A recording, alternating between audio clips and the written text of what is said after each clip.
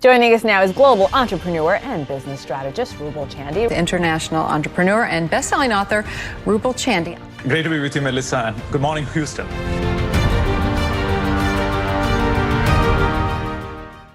Business, and if you know how to sell like a pro, you have a business. If you don't know how to sell like a pro, then you don't have a business, you have a hobby. And you would be like, oh, I have a much bigger business, I don't need to sell anymore. But the reality is you're selling all the time. You're selling to your team members, you're selling to your partners, you're selling to your wife, your husband, your children, everyone. So you are a salesperson, whether you want it or not. You are selling to somebody. So you need to learn how to persuade. That's why you should become a persuader, pro in being a persuader. Make sense? Okay, so let's talk about the 3 secrets to sell like a pro. Number 1, rapport building capability. How to become a world-class rapport builder. What does that mean? What it means is being able to connect with another human being in a deeper level. What does that mean? Like when you are talking to another person, when you are listening to another person, how do you connect with them? Are you able to connect with them? Is the other person feeling like you are connected to them? Right? So how do you do that? So you do that by, first of all, listening to them, listening to the words that they are saying.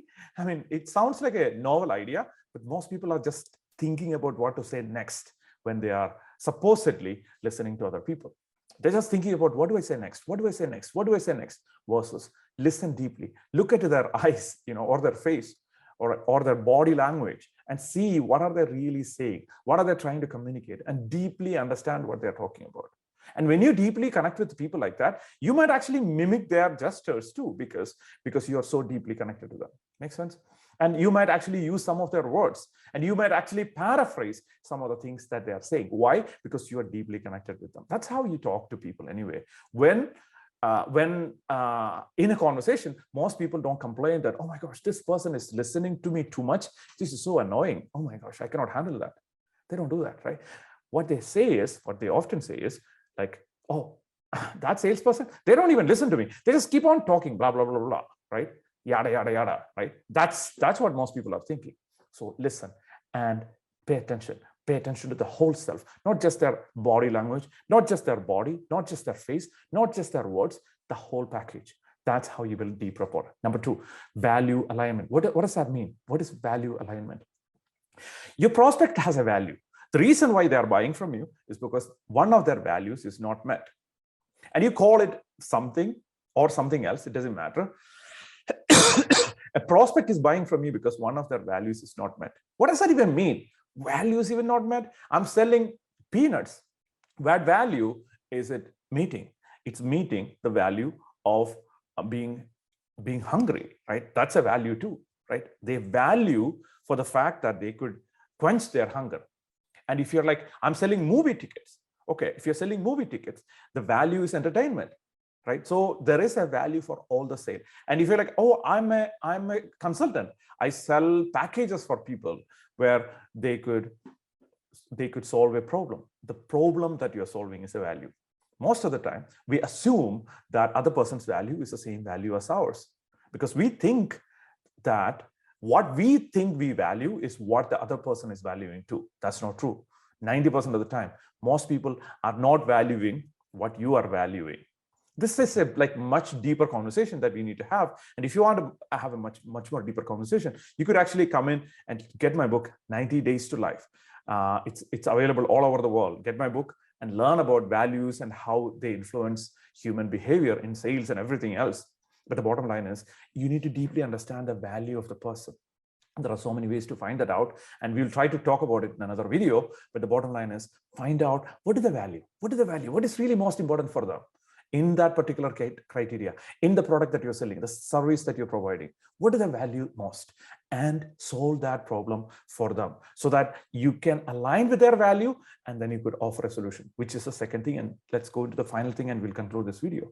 Understanding the objections or questions.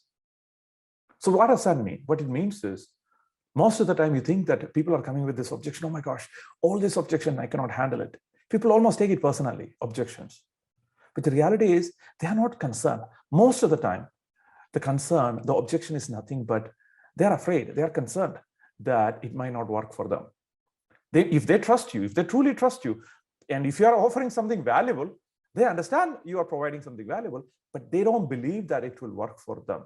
One more time, they do not believe that your product or your service will work for them.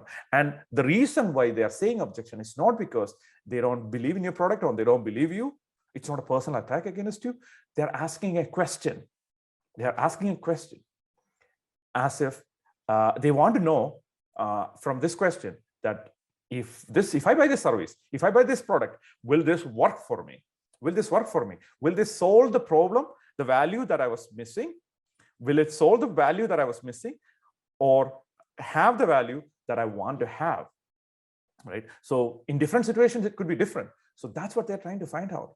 And if you are taken back by their objection, I'm like, oh my gosh, this person is so negative, then the sale is not going to happen. Why? Because you lost the game already. So understand when somebody's saying an objection, you tell them, hey, so you have a question. What's the question again? Okay, this is a question. Let me paraphrase your question. Let me tell you what your question is. So your question is that if you buy this movie ticket from me, or if you buy this peanut from me, if you buy this consulting package from me, then you have a concern whether in 3 months it might not work for you. Is that the real concern? Yes. Okay, got it. Let me answer a question, not the objection. Let me answer a question. So convert your objections into questions. Essentially, they are questions. They are just concerned that it might not work for them. They are convinced that if you're a really good salesperson, they are convinced that it will work for other people, but your job is to convince to them that it will work for them. I'll see you on another video, but if you want to study deep about like sales and marketing and how to get your business to the next level, read my book, 90 Days to Life. It's available all over the world. You might see some links on the bottom. Check it out. And if you're interested in scaling your business, read the book. It will give you a phenomenal idea about how to sell, how to generate leads and convert them and scale your business to the next level. Until then, I'll talk to you later. Bye. Thanks. You had to go through some crazy experience in your life. I understand that, but you can change that today.